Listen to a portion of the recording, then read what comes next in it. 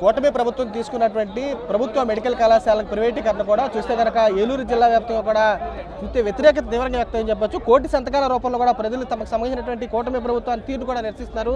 ఈ రోజు చూస్తే కనుక 7 నియోజకవర్గాల నుంచి సేకరించినటువంటి ఏదైతే కోటి సంతకాల ప్రతులు కూడా జిల్లా కార్యాలయాలకు తీసుకెళ్లబోతున్నారు. దీనికి సంబంధించి పార్లమెంట్ సంబంధించిన ఇన్ఛార్జి వీరితో మాట్లాడి ప్రయత్నిద్దాం. సార్ చెప్పండి, ఏ విధంగా చూస్తారు?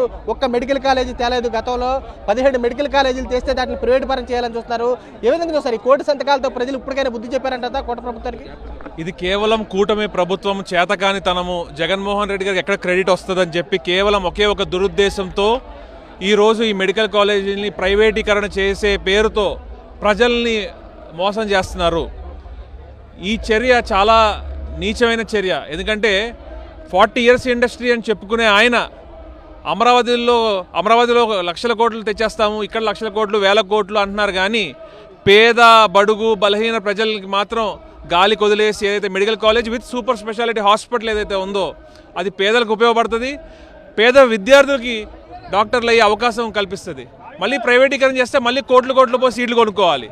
కాబట్టి ఈ చర్యను ఆపేదాకా వైఎస్ఆర్ కాంగ్రెస్ పార్టీ జగన్మోహన్ రెడ్డి గారి ఆదేశాల మేరకు మేము పోరాడుతూనే ఉంటాము. ఈరోజు ఏలూరు జిల్లాలో ఇక్కడ జనసంద్రం చూస్తేనే అర్థమవుతుంది ప్రజలు ఎంత శ్రద్ధతో ఈ కోటి సంతకాలు ఎంత ఇదిగా మా కార్యకర్తలు మా నాయకులు అందరూ కూడా ఎంతో కష్టపడ్డారు.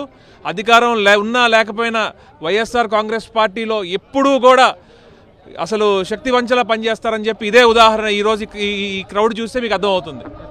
చూస్తారు ఇతర పార్టీ నేతలు కూడా చివరికి కూటమి పార్టీకి సంబంధించినటువంటి వాళ్ళు కూడా వచ్చి సంతకాలు పెట్టిన పరిస్థితి. మేము తిరుగుతున్నప్పుడు మా నాయకులు తిరుగుతున్నప్పుడు చెప్తున్నారు, కూటమి నాయకులు కూడా ఇది ఎందుకు చేస్తున్నారో మాకు అర్థం కావట్లేదండి, చాలా తప్పు ఇది.